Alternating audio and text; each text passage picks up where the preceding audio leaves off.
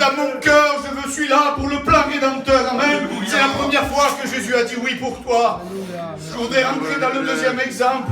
Voilà que Jésus est né. Vous connaissez l'histoire, je ne voudrais pas être trop long. Jésus est né. Et puis il va arriver à l'âge de 30 ans. Quand il commence au ministère, la parole de Dieu détaille qu'il faisait des prodiges et des miracles, qu'il faisait des guérisons, que les lépreux étaient purifiés, que les morts étaient ressuscités. Laisse-moi te dire de la part de Dieu, peut-être tu es mort spirituellement, peut-être tu es loin de Dieu, mais il y a quelqu'un qui a l'antidote. Le sang de Jésus-Christ de Nazareth relève de la mort celui qui est loin de lui. Il purifie le lépreux, il libère le captif. Au nom de Jésus-Christ. Amen.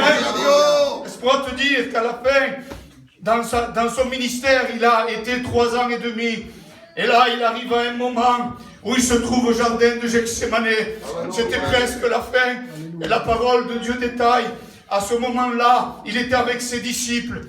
Et voilà qu'il dit, une coupe lui est présentée. Il fallait qu'il prenne cette coupe. Tu sais qu'est-ce que c'est cette coupe?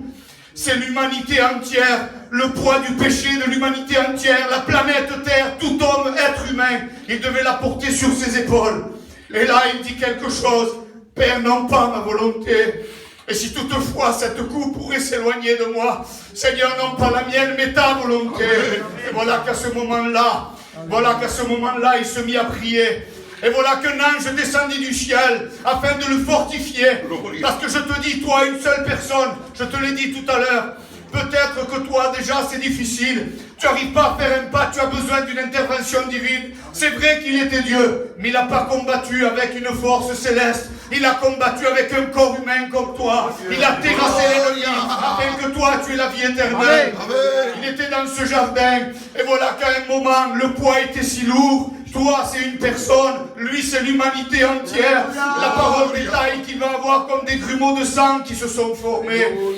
C'est des petites veines ou des vaisseaux qui sont rompus. Et ils sont mêlés à la sueur. Et ils ont sorti par le port de la peau. Et ils ont commencé à tomber. Pour la première fois, Jésus a saigné dans le jardin de Gethsémane. Chaque goutte